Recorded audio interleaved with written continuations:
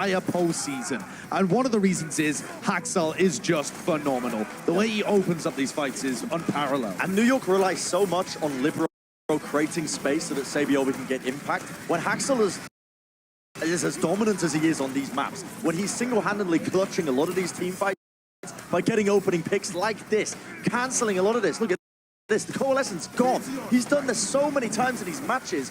Libero has to keep up and try and match him. And when Libero can't keep up with that pace, there's no space for Sabiobi to pop off. Sabiobi on these control maps is averaging 2 final blows. Yeah. They're now ending close at all. What's going on there? Because, Josh, at the start of the day, we said SBB is going to be the key for NYXL. I think the important thing to notice is that the Vancouver Titans are so good in these default takes. Control is all about having control of the map, literally in terms of the space that you occupy, forcing your enemy to push into you and abusing them. And the Vancouver Titans were clinical in how they utilized their ultimates, forcing the sound barrier out of NYXL, then pushing with their own, always going on the offensive, getting Haxel into great positions. In terms of their raw, just bread and butter plays, the Vancouver Titans are phenomenal. NYXL have to take it to interesting maps, have to throw in the Bastion to have a chance in this series. Vancouver Titans, of course, an expansion team here in 2019, but the NYXL, they have been a top dog since we began the Overwatch League. But when it came to the playoffs, they just always seemed to fall short. Upset time and time again. Here's a look at their tough run. They fell to the Spitfire to kick off stage 1, falling in that reverse sweep. Then they lost to the Valiant of all teams back in stage 4, and then the Fusions knocked them out of the playoffs, crushing their dreams of going to the grand finals last year. Yeah, and because of this, we've always had very low expectations moving forward this year, at least for New York Excelsior. We never expected much from them. Every analyst, I think, had them going out in the first round. They were going to go out in the upper bracket and then go out in the losers bracket. So far, they've been making a very dominant run and showcasing why this is a completely different squad at this point. Sabiobi comes back into the lineup. They're rejuvenated. They're renewed. They want to be going for the wins. They want to be at the finals. Josh, I was the one guy who picked the NYXL to get past that first round, but I didn't have them crushing the winner's bracket. Today, though, I'm rooting for the boys in New York to take us to a Game 7. Let's take a look at what we have left. It will be New York's pick after losing on Busan, so they're going to go hybrid. Where do you want to see them go? I definitely want to see them go to Numbani. The 2 maps that they have left to pick are Eichenwald and Numbani. Now, the Vancouver Titans, like I said, never lost the control, so they've never had to pick a hybrid map. But these assets are from the stats that you're seeing before you, are from the whole season. In the postseason, the Vancouver Titans are not on Numbani. They have not won on Numbani, whereas the NYXL have won it twice. So this seems like an obvious choice, whereas when you look at Eichenwald, the Vancouver Titans are 2-0. So this just seems like an obvious choice to me. You would want to take them to Numbani, despite the fact that they had the longest map win streak ever on Numbani. In this meta, they seem vulnerable there. It's ridiculous. December 2017, so everyone at home doesn't realize. That's how long they were undefeated on Numbani. Yet it seems like the best pick right now for New York to take them to it. Crazy. New York fans, I have great news. Josh, Brent, fantastic news for everybody. I think we're going to Game 7 because the producer just said in my ear, New York has picked Numbani, and that's coming up after the break. Support your team with the official Overwatch League Coca-Cola bottles at CokeStore.com. Ships to all 50 U.S. states, Washington, D.C., and U.S. P.O. boxes.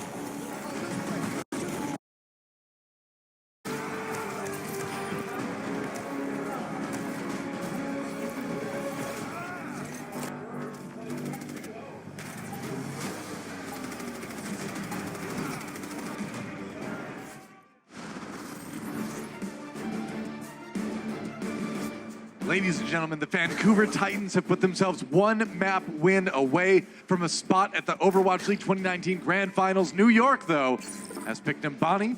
We saw the desk analysts say that this was a good choice for them. We'll see if it turns out that way or not. But one thing is for sure, New York has definitely looked better on the non-control maps, haven't they? Yeah, absolutely. We look at Gibraltar, they kind of got rolled. They got clapped on the last two maps, but it kind of has been back and forth where Anubis was so dominated by the NYXL. It's been really one-sided no matter who was winning, right? Yeah. Maybe a little bit less on King's Row. It's probably been the closest map that we've had. But overall, still, you know, NYXL looking pretty darn good right now. So this is going to be their selection, like Sideshow was talking about. Even though, if you think historically about Anubis for the Vancouver Titans, where they didn't lose, some of the members on this team literally didn't lose on this map for about 2 years. Yeah. Which is very impressive. So stretching back to their time in Contenders Korea. But in the playoffs, they're 0-1. And it is a bit of a different strategy right now. There are a lot of different compositions that are not the same type that we would have seen on Numbani in the past. Some teams are still playing the Pharah, though. That may be the closest approximation.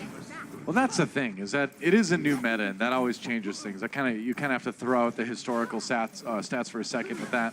And also, we discussed this earlier, but the Titans in these playoffs have used very few of these Bastion comps, and every time they use a Bastion comp themselves, they have averaged under 50% teamfight win rate. So it hasn't been great for the Titans. Overall, they're going to be playing the far Bastion here, and this might be in the favor of the XL. Libero going to do a little bit of scouting with the Sombra. A little tele-scouting. Teleport scouting right now, making sure that they know what's up. They're going to see the Farmer C. They're going to see the Bastion. Yep. And then they are going to switch to May Bastion. So the extra May wall there, they'll come up through the staircase onto the choke point and try and provide extra cover with the help of the ice wall from the May. Yeah, May's been a good answer to the Bastion just because, it's basically just one more barrier, you know? Nice rocket, though. Does damage to the rocket, does force an ice block early. And might delay them just a hair as they come up this ramp. Sominsu going to be ready. So here we go. Sabiel, we're going to pop over. Yeah, they're going to try. Yep, he's got the Bastion himself. Sominsu, though, kills Libero early. And Vancouver Titans in good shape to keep this defense going. And now Hawksaw with the flank. Good damage onto Jonak. He's down. The Batiste out of the fight for now. Jonak gets rezzed. Very quickly brought back. Sabiel takes a lot of rockets, though, and he can't sit there in turret form. So Titans get that first hold. Yeah, strong defense to start things off. Libero barely getting anything. He's going to eat a couple of rockets on the way in. Libero try and dodge a little bit here. You can see he's waiting for that clip to be empty. That was clever. Yep. He knew exactly where Hawksaw wanted to keep him from going, and there's the Matrix already coming in. Maywall goes down, traps all the Titans. Mono down, though. Twilight gets frozen. Matrix not working out too well. So Sapolby, though, comes back in with a lot of kills on that Bastion. And Shonak's Matrix certainly doing work there.